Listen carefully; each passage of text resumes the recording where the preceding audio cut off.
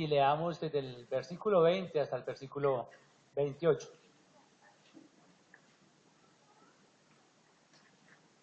Dice la palabra del Señor. Entonces se le acercó la madre de los hijos de Zebedeo con sus hijos, postrándose ante él y pidiendo algo. Él dijo, ¿qué quieres? Ella le dijo, ordena que en tu reino se sienten estos dos hijos míos, el uno a tu derecha y el otro a tu izquierda. Versículo 22. Entonces Jesús respondiendo dijo, no sabéis lo que pedís. ¿Podéis beber del vaso que yo he de beber y ser bautizado con el bautizo con que yo soy bautizado? Y ellos le dijeron, podemos. Él les dijo, a la verdad, de mi vaso beberéis, y con el bautismo con que yo soy bautizado, seréis bautizado. Pero el sentaros a mi derecha y a mi izquierda no es mío darlo, sino a aquellos para quien está preparado por mi Padre. Cuando los 10 oyeron esto, se enojaron contra los dos hermanos. Entonces Jesús, llamándolos, dijo, ¿sabéis que los gobernantes de las naciones se enseñorean de ellas, y los que son grandes ejercen sobre ellas potestad? Mas entre vosotros no será así, sino que el que quiera hacerse grande entre vosotros será vuestro servidor, y el que quiera ser el primero entre vosotros será vuestro siervo. Como el Hijo del Hombre no vino para ser servido, sino para servir, y para dar su vida en rescate por muchos. Quiero invitarles a que oremos. Señor y Padre amado, te agradecemos, porque hoy también vemos evidencias de tu amor, de tu misericordia. Hoy también nos has permitido ver la luz del día una vez más. Hoy también abrimos nuestros ojos y vemos tu creación. Y podemos escuchar en tu palabra que tú creaste la luz, pero que también tú eres esa luz, Señor, que nos sacó de las tinieblas y nos dio una nueva vida en Cristo Jesús. Te agradecemos, Dios Santo, por la obra perfecta de Cristo en la cruz. Te agradecemos por tu palabra, porque muchas veces quisieron quitarla a los hombres, pero siempre permaneció.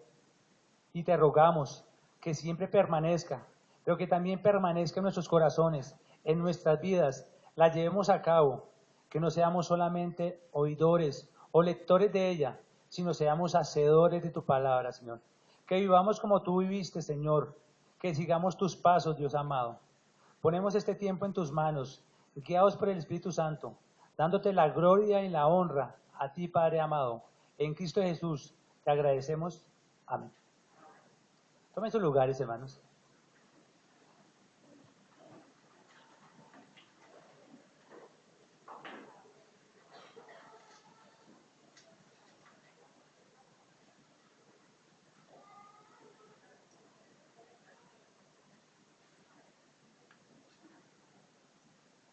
Ya leímos la porción que nos toca hoy. Y el contexto del tema del cual vamos a ver hoy está enfatizado. El Señor Jesús enfatiza que en el reino de los cielos la grandeza se mide por la vara de la humildad. Capítulo 18, versículos del 1 al 4. Que la salvación pertenece a los pequeños y a los que llegan a ser como ellos. Capítulo 19, versículo 24.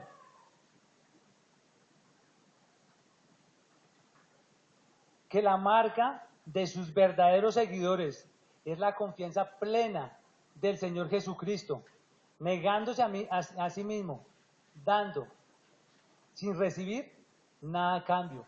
Capítulo 19, versículo 21. Había enseñado que el día final, los primeros iban a ser, los últimos iban a ser los primeros, perdón, que trabajando sin recibir y sin preguntar qué van a recibir a cambio, que es la parábola que también vimos. Todas estas enseñanzas sobre la humildad, sobre el servicio, también la habían escuchado ¿quién? Los hijos de Zebedeo. ¿Quién eran los hijos de Zebedeo? Jacobo y Juan. Y ellos eran pescadores igual que su padre. Y ahí es donde su madre hace una petición, que es la que vamos a ver hoy. Este tema lo vamos a dividir en 3 puntos muy sencillos. El primer punto, ¿cuál es? La petición de una madre. Versículo 20, versículo 21.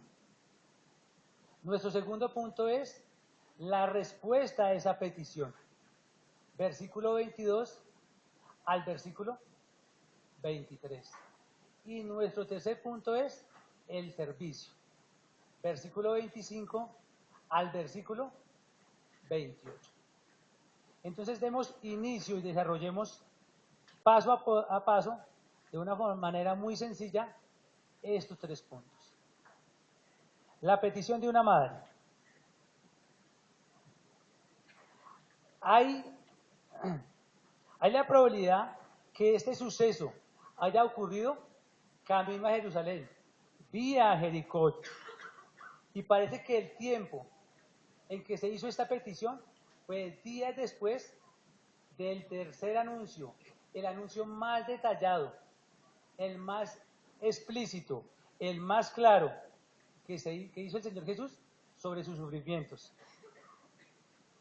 Parece que la madre de Jacobo y de Juan era ¿quién?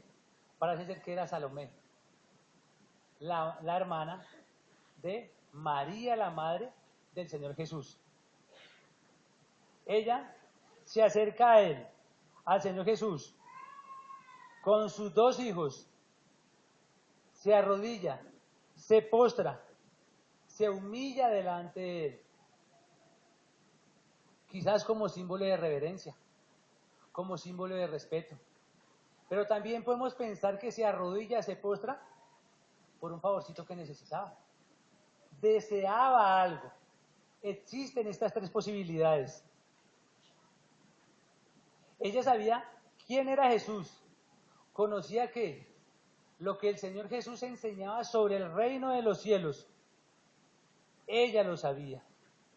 Jesús le dijo en el versículo 21, ¿qué deseas? Ella inmediatamente hace su petición y dice, ordena que mis 2 hijos se sienten el uno a la derecha y el otro se siente a la izquierda en el reino de los cielos. Y aquí podemos ver varias cosas, solo en esta pequeña petición. Lo primero que podemos ver es que evidentemente esta es una petición de fe y de mucha fe. Para que ella le pida eso al Señor Jesús, era porque sabía quién era, porque confiaba en Él y porque tenía muchísima fe. También porque Jesús promete que en el día, que un día se sentará Él en su trono de gracia, pero que asimismo sus 12 discípulos se sentarán en un trono para juzgar a las 12 tribus de Israel. Capítulo 19 de Mateo, versículo 28. También podemos decir que el corazón de una madre que busca lo mejor para sus hijos también puede caberse entre las posibilidades. Ella es una muy buena madre que tiene un buen corazón y busca lo mejor para sus hijos, que se preocupa por ellos, que intercede por ellos. ¿Quién puede recriminar, juzgar, criticar a una madre así? ¿Quién se atrevería a hacerlo? Ella pedía por sus 2 hijos, el uno que estuviera a la derecha del Señor Jesús y el otro estuviera a la izquierda del Señor Jesús. Y eso no es malo. ¿O tiene algo de malo eso? Pedir que el Señor Jesús, que nuestros hijos estén a la derecha y a la izquierda del Señor Jesús. Y esto es lo que pedimos nosotros constantemente. Lo que usted y yo hacemos, lo que usted y yo hacemos los domingos en el tiempo de la oración, lo que usted y yo hacemos los jueves en grupo de oración, lo que usted y yo hacemos en nuestras casas, lo que usted y yo le pedimos a otros hermanos que hagan. No pedimos por nuestros hijos, no pedimos por su salud, no pedimos por su trabajo, no pedimos por su universidad, por su estudio, por su colegio, porque el Señor los lleve, los traiga, los guarde, los cuide. Eso. Y sin olvidar que pedimos por su salvación. Esos son nuestros deseos. Por eso decimos que no es malo lo que la madre pide, no es malo lo que usted y yo pedimos, es bueno. Si nuestros hijos van de la mano del Señor Jesús, van en vía y en pos de Él, es buenísimo. Ese es nuestro anhelo, nuestro deseo, que nuestros hijos también crean en Él, que nuestros hijos también vean la cruz de Él, que nuestros hijos también sean los hijos de Él. Eso no es malo, eso es bueno. Pero el problema de esta petición radica en dónde, no en que ella quiera que sus dos hijos estén al lado del Señor Jesús. Hay un pequeño problema, hay un pequeño inconveniente. El problema radica en que ella quiere utilizar como medio al Señor Jesús para llegar y cumplir sus intereses. Pensemos en esto. Si ella es la tía del Señor Jesús, si sus dos hijos son los primos del Señor Jesús, si ella tiene cercanía al Señor Jesús, de hecho aprovechaba esa situación. De hecho, lo tenía muy cerca. Pero podemos pensar que sus intereses son egoístas, porque ella pensaba de una forma egoísta. Y el egoísmo es el amor excesivo que una persona tiene por sí mismo, que le hace buscar desmedidamente y solamente lo que le concierne a él o a ella. Una persona egoísta solo piensa en ella misma. Primero yo, segundo yo, tercero yo y cuarto yo. Y lo que sobre, para mí, dice por ahí. Ella quería que sus dos hijos, nadie más, ni siquiera los otros 10 discípulos, estuvieran a la izquierda ni a la derecha del Señor Jesús. Exclusivamente sus dos hijos ocuparan esa posición de preeminencia, esa posición de alto honor, ese privilegio grandísimo de estar ¿a dónde? Aquí y aquí, del Señor Jesús.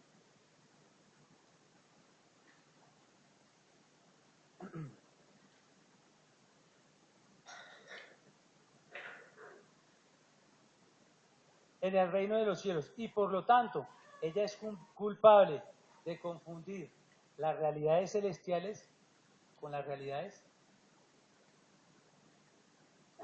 terrenales. Recordemos que la palabra del Señor nos muestra dos reinos. Y usted como hijo de Dios sabe que hay dos reinos. ¿El reino cuál? El reino celestial. El reino de Cristo. El reino del Hijo de Dios. ¿Y el príncipe de este reino quién es? Cristo mismo. Pero también está el reino del mundo. El reino de las tinieblas. ¿Y cuyo príncipe quién es? Satanás o el diablo. Pensemos en esto. En el reino del mundo ocurre que los hombres después, o quizás muchas veces después de su esfuerzo personal, llegan a la cúspide, llegan a la cima, cumplen su meta. Ya estando aquí, algunos miran con desprecio y oprimen a quienes quedaron por debajo de ellos. Y pensemos nomás en nuestro gobierno.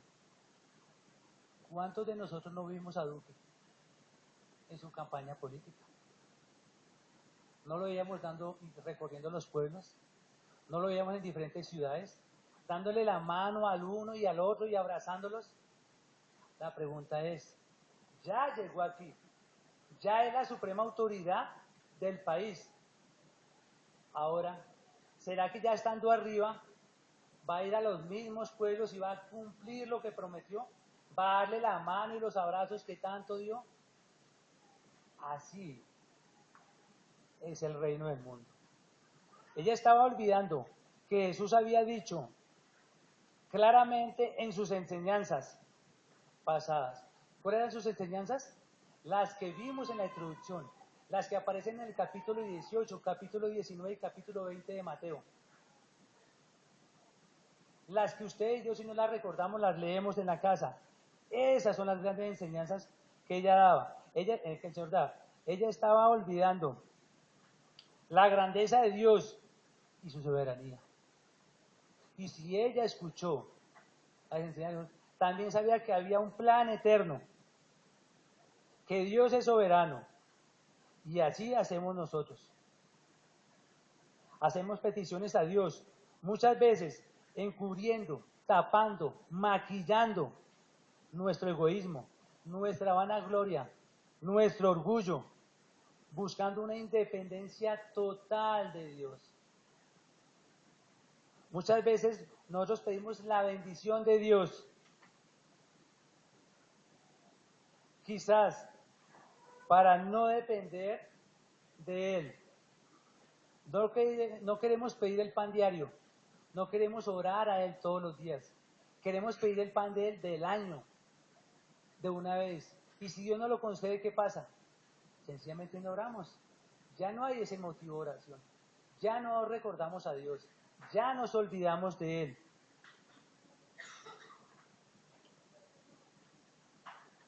Nos dejamos de comunicar con Él.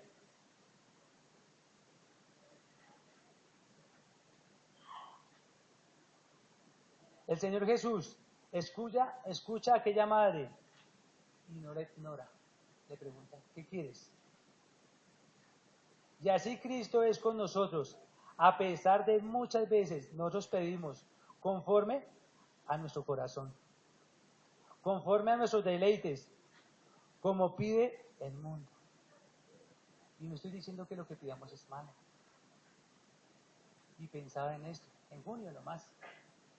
Yo pude haber pedido un televisorcito de 50 pulgadas para el mundial. Y no era malo. Pero hay otros motivos por los cuales yo puedo orar, rogar, suplicar al Señor. Pedimos conforme a nuestros deleites. No pensamos de antemano que lo que estamos pidiendo no engrandece a Dios, no lo honra ni le glorifica, no nos hace ser un mejor hombre o ser unos mejores hijos de Dios. Tengamos cuidado con lo que pedimos. A eso nos llama Cristo. ¿Qué es lo que yo le voy a pedir ahorita en el Salmo? Recordemos a Ana, la oración de Ana. Conocemos la historia. Ana, ¿por qué pidió? Por un hijo, pero para el servicio de Dios. Ana no pidió por un hijo para su propio beneficio. Añoraba, deseaba, clamaba y rogaba por un hijo, pero para el servicio exclusivamente de Dios. Y Samuel no le sirvió a Dios. Samuel no estuvo con Dios siempre. También recordaba otra oración, la oración de Esdras. Esdras, ¿por qué rogaba? ¿Por qué suplicaba? ¿Por qué se indignó tanto? Por el pecado del pueblo, pero rogaba para que este pueblo se arrepintiera, para que este pueblo llevara a la acción lo que el Señor mostraba en su palabra. A eso nos llama. Y también está Nehemías en la cuestión del pueblo, y aún el Señor Jesús oraba porque porque Dios nos tuviera en cuenta lo que hacíamos, porque Él decía, no saben lo que hacen, no sabemos. Debemos tener cuidado con lo que pedimos a Dios. No estoy diciendo que todo sea malo, estoy diciendo es que pensemos que con lo que pido, hasta qué punto glorifico a Dios, hasta qué punto en acerco a Dios le honro. A eso es lo que nos llama el Señor Jesús. Nuestro segundo punto, la respuesta del Señor Jesús. Jesús respondió y dijo, ¿no sabéis lo que estás pidiendo? Solo pensemos en esa La respuesta, no sabéis. Si el Señor Jesús, unos días antes, les dice, les habla, les cuenta su tercer anuncio, de la forma tan detallada, tan explícita como lo hizo, ellos no sabían lo que estaban diciendo. ¿Podéis beber de la copa que estoy por beber? Marco nos dice que era Juan y Jacobo los que hacían esta petición. Pero Mateo nos muestra que Jesús da respuesta a quién, a ellos dos. La petición la hace la madre con sus hijos. Pero el Señor Jesús, ¿a quién responde? A sus discípulos. Y les recuerda que ellos no entendieron lo que realmente implica la petición de ellos. Que ellos olvidaron lo que había en el capítulo 20, versículo 17 al 19. Que ellos olvidaron este tercer anuncio, que era lo que le iba a ocurrir a Cristo Jesús. Si eran conscientes los discípulos al pedir esto, quizás ellos olvidaron que una petición pidiendo gloria es una oración que pide sufrimiento. Quizás ellos no habían entendido eso y que solamente la cruz la conduce a esa meta. Y esa era la meta del Señor Jesús, es la cruz. Aquí podemos ver 4 cosas muy sencillas en este punto. Jesús les dice que no saben lo que piden, porque están pidiendo una corona sin gloria, sin cruz. Ellos querían llegar de una vez de aquí allá.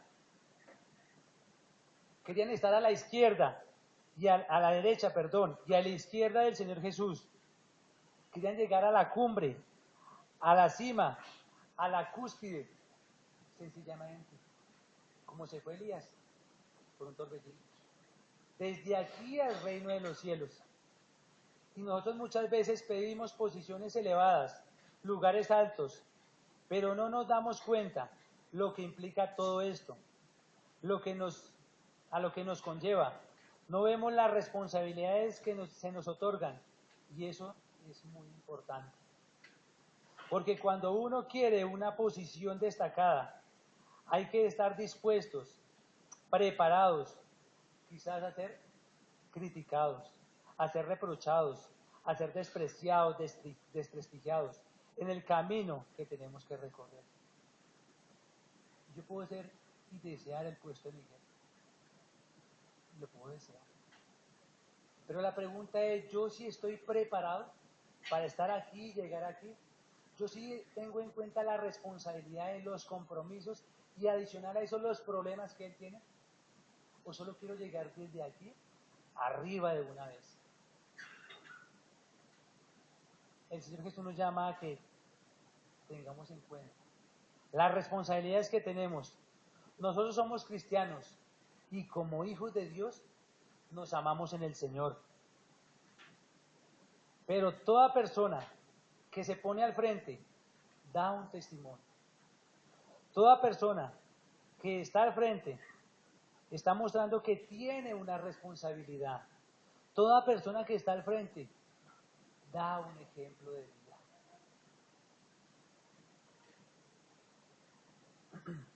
Y también se pone como blanco de las críticas o de las opiniones, que suena más bonito.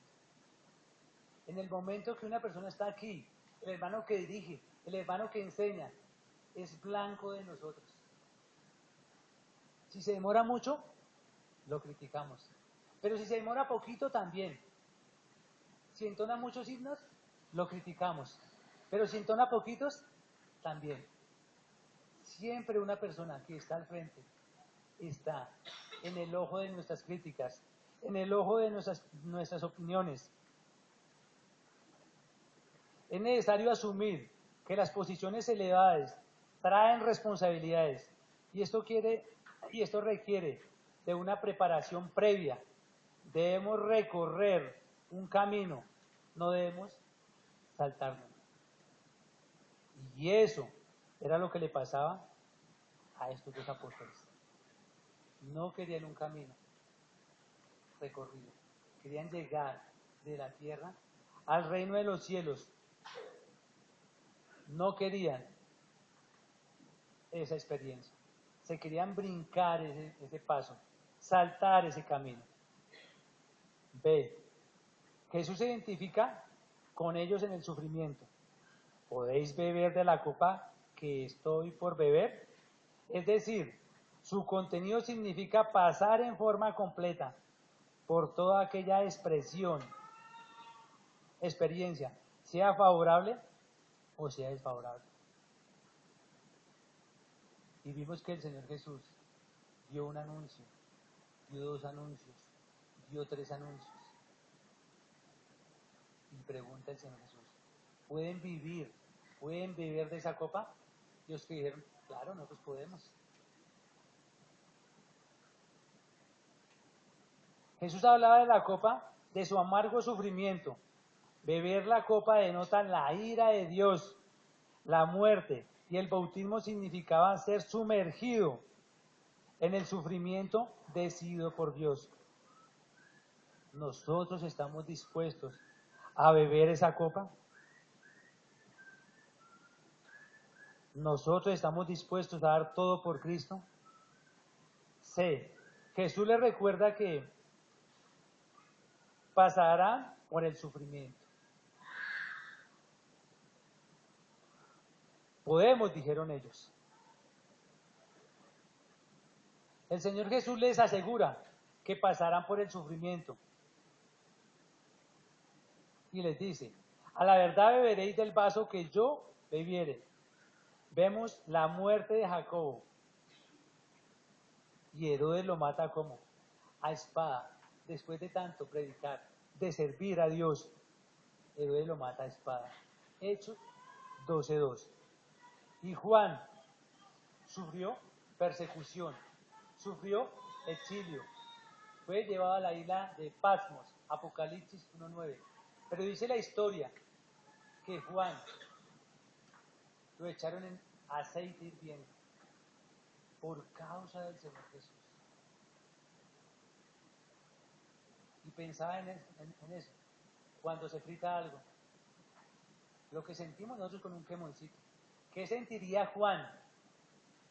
Pero aún recordaba a otro hombre, que un día lo vimos en el instituto, hace muchos años, y quizás muchos de ustedes lo recuerden, Juan Hus, que fue quemado vivo por causa del Señor.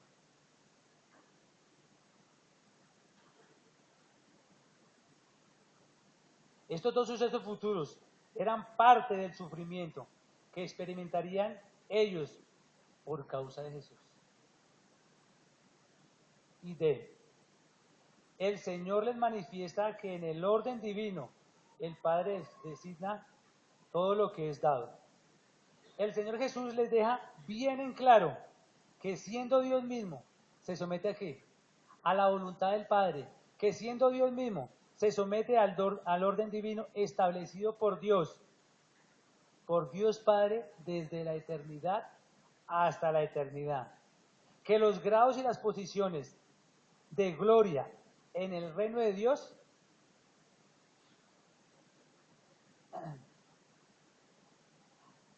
no han sido determinadas por el decreto eterno de Dios, que dichas recompensas no se otorgan por un favor, que son para quienes mantienen y entregan a Jesús a pesar de sus pruebas, a pesar de sus aflicciones, a pesar de todo lo que tienen que enfrentar. También les dice que en la Santísima Trinidad hay una perfecta armonía y que cada uno cumple su función. El Padre, que es el que elige, el Hijo, que es el que rescata y salva, y el Espíritu Santo es el que guía, redarguye y sella, y que todo era dado por el Padre. Es claro que la decisión era del Padre. Al escuchar esto, los otros 10 discípulos se indignaron, se molestaron, se pusieron de mal genio. Y podemos pensar por qué. ¿Por qué se molestarían tanto los otros 10 discípulos? ¿Sería que eran más espirituales? Porque podemos pensar eso, eran más espirituales. Y si Jacobo y Juan piden estar a la derecha y a la izquierda del Señor Jesús, y ellos se indignan, se molestan, de pronto eran más espirituales. Pues déjenme decirles que no eran más espirituales. Sencillamente, ellos eran iguales o peores que Jacobo y Juan. También deseaban esta posición, también deseaban estar a la derecha, a la izquierda del Señor Jesús. También deseaban este alto honor, esta preeminencia, este grandísimo privilegio. Ellos también lo deseaban, querían estar al lado del Señor Jesús, pero también olvidaron las enseñanzas que Dios les dio. Cristo Jesús tuvo un recorrido, Cristo Jesús les enseñó, pero ellos también las olvidaron. Esto indica que espiritualmente Juan y Jacobo estaban igual o peor que sus los discípulos estaban igual o peor que los dos hermanos. Y déjeme decirle que cuán fácil es condenar en los demás lo que excusamos en nosotros mismos. Lo voy a repetir. Cuán fácil es condenar en los demás lo que excusamos en nosotros mismos. Se necesita un Natán para aclararnos esto. Quiero invitarles que vayamos a la segunda de Samuel.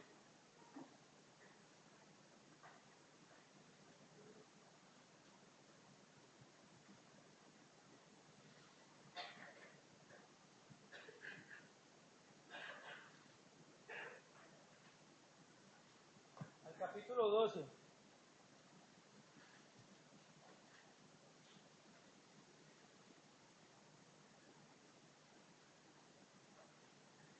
Y leamos.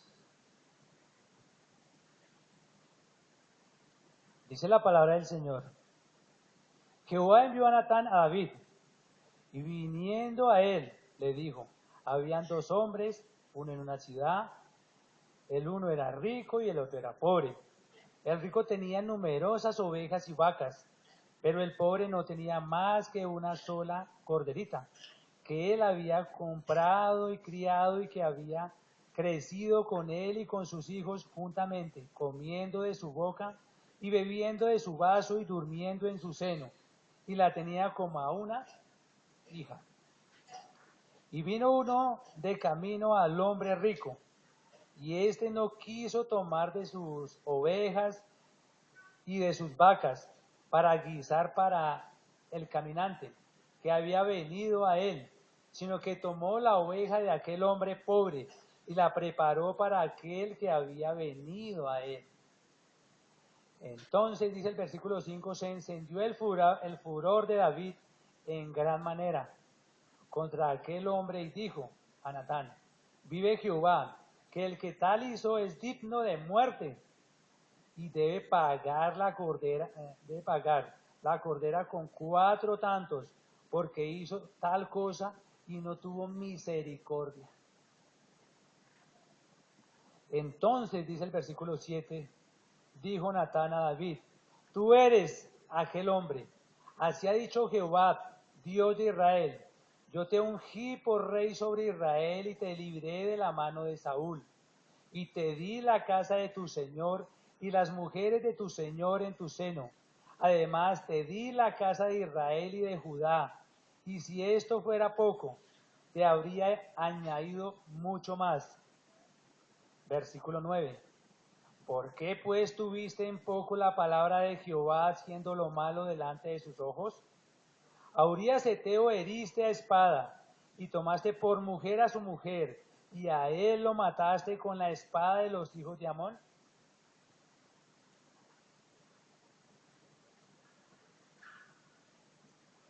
Déjeme decirle que así eran estos 12 discípulos. Deseaban este lugar de honor, deseaban este lugar de preeminencia, sino que sencillamente los dos hermanos se le adelantaron. Ellos fueron más usados, fueron de primeras. Y muchas veces, así somos nosotros. Deseamos muchas cosas. De pronto quizás en una época yo quería dirigir, pero la pregunta, ¿ya era el momento? ¿Ya era el camino? De pronto quizás yo quisiera enseñar, pero ya era el momento. Yo se había tenido en cuenta el proceso, yo ya tenía el testimonio, el ejemplo, etcétera, para llegar. O sencillamente llegué hoy y quería de una vez pararme al frente. Hay un camino que recorrer. Pero tenemos nuestros ojos abiertos para caerle al hermano. Pero ¿quién es Natán? ¿Quién puede ser Natán para nosotros? Quizás la persona que tiene al lado, quizás su pastor o mi pastor o nuestro pastor, que nos dice, espere William, porque este no es el momento. ¿Por qué se quiere pasar este paso? Usted hace esto, esto, esto. Por eso no puede llegar todavía allá.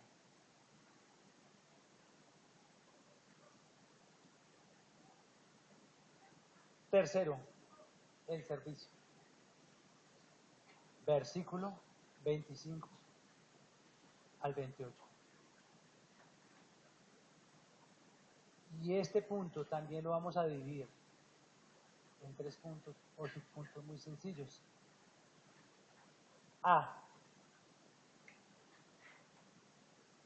Modelo que gobierna el mundo por imposición. El Señor Jesús les dice, este es el modelo que la gente mundana, de la gente mundana.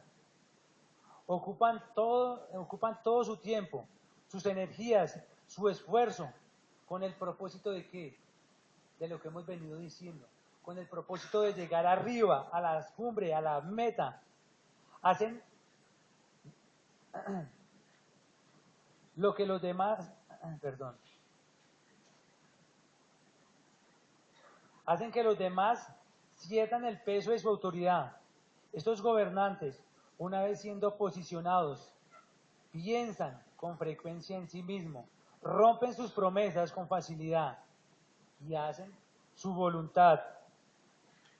Ellos son los que establecen, manipulan, dictan, gobiernan, sin importarle nada ni nadie.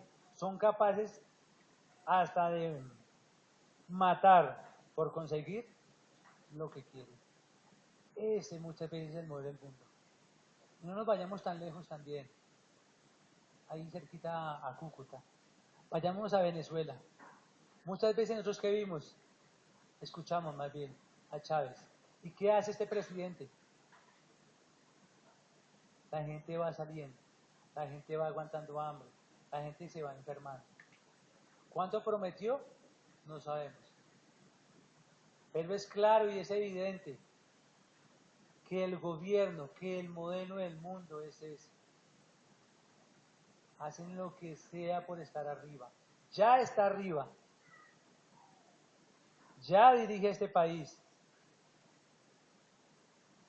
Pero no le importa lo que este país sienta o sufra o lleve.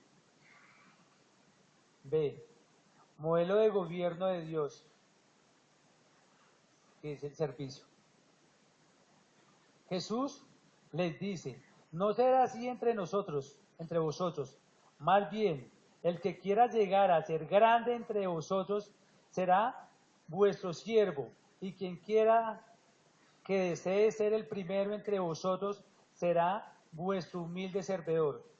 Jesús está diciendo que en el reino sobre el cual él reina se obtiene la grandeza siguiendo un curso de acción. Es un verbo. Nosotros no tenemos la grandeza sin acción. Nadie la tiene. Nos lleva a la acción, al acto, a hacer. No es un verbo pasivo, es un verbo activo, que es exactamente lo opuesto a lo que es el mundo. El servicio del mundo no es activo, es pasivo. La grandeza consiste en darse a sí mismo, en entregarse a sí mismo, en servicio a los demás. ¿Para qué? Para la gloria de Dios. Ser grande significa amar desmedidamente, de corazón. Les dice el Señor Jesús a sus discípulos, ustedes están en el mundo, pero ustedes no deben hacer lo que el mundo hace. El Hijo de Dios y el mundo deben ser como polos opuestos. Nosotros estamos en este mundo, pero los polos opuestos nos atraen. No debemos hacer lo que hace el mundo. Nosotros debemos ser como la mezcla del aceite y el agua. No hay mezcla. Estamos en este mundo, pero no debemos hacer lo que el mundo hace. En el reino de Dios no se escala, no se pasa por encima de nadie. Un hijo de Dios se humilla y luego sirve. El mundo ejerce su poder a la fuerza, pero en la iglesia de Dios, tiene que ser siervo. Y siervo significa ser esclavo. Eso. Debemos servir como esclavos. Un esclavo es propiedad del dueño. El cristiano debe servir como un siervo, como un esclavo. Nunca debe buscar la alabanza, la gloria, la honra del hombre. El cristiano, el Hijo de Dios, debe buscar lo que glorifica a Dios, lo que honra a Dios, lo que viene de parte de Dios. Este cristiano debe servir a Dios y a su iglesia, no como cualquier monarca. Debe servir a Dios como un esclavo. A eso nos llama el Señor, a que sirvamos a nuestro Señor, a nuestro gran Dios, como esclavos.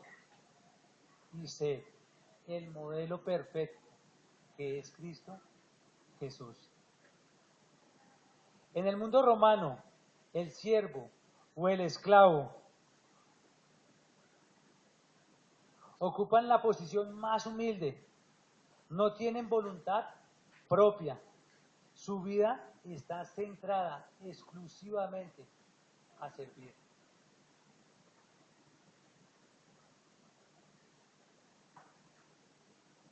Y ese es el pensamiento, ese es el corazón, esa es la vida de nuestro Señor, a servir. Por eso es el ejemplo perfecto de servicio a Dios. El servicio que el Hijo del Hombre traza el propósito de hacer, se describe en estas palabras, para dar su vida en rescate en lugar de muchos, en lugar de o a cambio de. Aquí vemos una clara prueba de expiación vicaria de Cristo. Un rescate originalmente era el precio pagado por la liberación de un esclavo. El pecado exige una expiación, un precio que hay que pagar a cambio de la pena de muerte que pasa por nosotros. ¿Quién de nosotros tiene que pagar esa paga? Todos. Todos nosotros tenemos que pagar. Pero la pagó el Señor Jesucristo. Lutrón define el precio que se paga para cancelar nuestra deuda. El Señor Jesús nos está diciendo que Él vino a este mundo para dar su vida. Esto es darse a sí mismo a cambio de muchos. Un precio más precioso que el oro y la plata. Para dar su vida en rescate, indica que la muerte de Cristo por los suyos debe ser considerada como un sacrificio voluntario de sí mismo. El mismo Rey del reino de Dios demuestra la máxima expresión de grandeza y de servicio cuando lavó los pies de sus discípulos y cuando fue crucificado. Dios siempre sirvió, siempre nos sirvió. Y finalmente, el precio del rescate fue pagado, no a Satanás, como decía Orígenes, sino al Padre, como lo dice su palabra, Romanos 3, 23 al 25, el cual, él mismo, junto con su Hijo y el Espíritu Santo, habían hecho los planes para la salvación de su pueblo.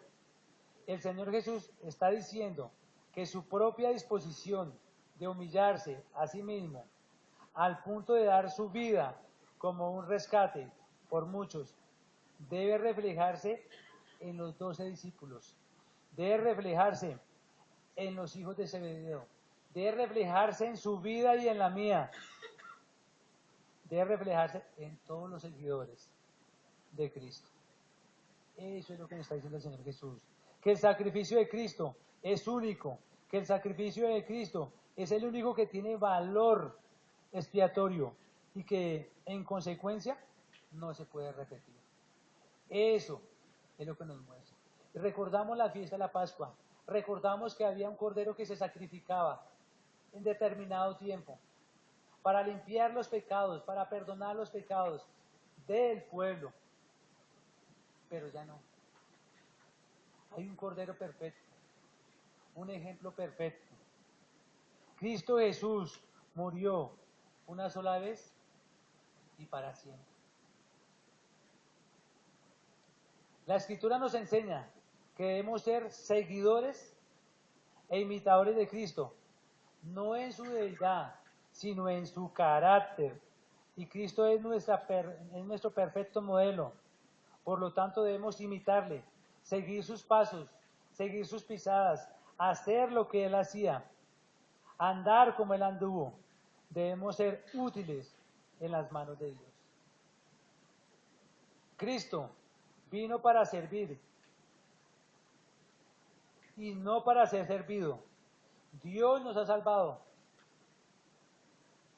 no para que sigamos siendo orgullosos y egoístas, sino para servir a Dios y a nuestro prójimo. Lo que somos y lo que tenemos, todo es de Dios.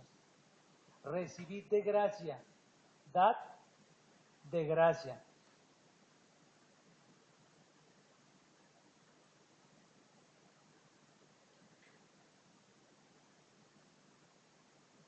Y podemos concluir este tema con dos palabras nomás. La primera es servir. Y servir es un verbo, es una acción. Debemos servir a Dios, a nuestro prójimo, en todo momento. No hay hora, no hay fecha, no hay día para servir a Dios. En todo momento. ¿Qué fecha estamos buscando? ¿Qué fecha estamos esperando? Servir es acción. Y también, la otra palabra, que también es un verbo, es renunciar. Debemos renunciar a nuestro orgullo, a la vanidad, a la vanagloria, al egocentrismo.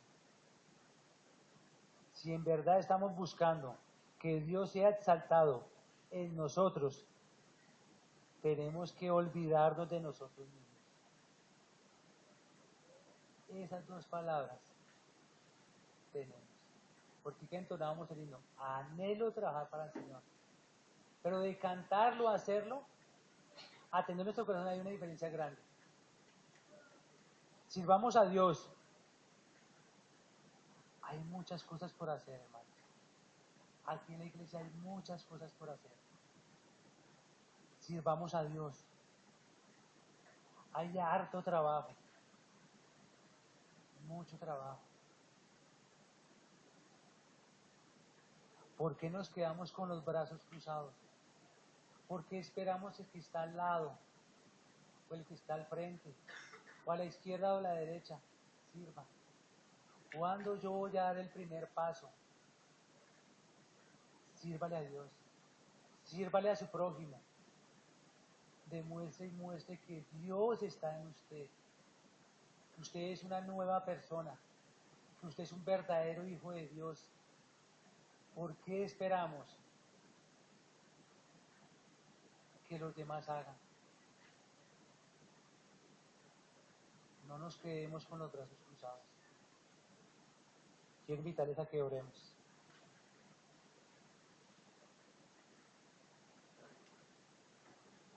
Señor, te agradecemos porque tu palabra es viva y eficaz, porque a través de ella nos exhortas, nos animas y nos muestras lo que tú quieres para nuestras vidas, Señor. Porque a través de ella vemos el ejemplo perfecto que es Cristo Jesús, de servicio, de grandeza, Dios Santo.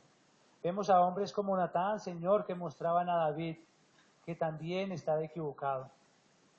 Y muchas veces nos gloriamos, pero estamos tan equivocados como estaban estos 10 o estos 12 discípulos, Dios amado. Rogamos para que abran nuestras mentes, nuestro corazón, y podamos discernir y entender que servir es acción, que servir es olvidarnos de nosotros mismos y dar, en cambio de estar pensando en recibir, Dios Santo. Rogamos para que nos unamos como hermanos en la iglesia, como hermanos en Cristo Jesús, y sirvamos, Señor, y el trabajo, Señor, sea más suave, más corto, más fácil, para aquellas personas que sirven, Dios Santo. Rogamos también, Señor, para que nuestro corazón, Señor, no sea un corazón solamente oidor junto con los oídos, sino que también sea un corazón hacedor, Señor, en pos de la acción, en pos de seguir ese ejemplo perfecto que es Cristo Jesús. Te agradecemos una vez más por la obra perfecta de nuestro único Salvador, el Señor Jesucristo, y te damos las gracias dándote la gloria y la honra a ti, Padre amado, en este día. Amén.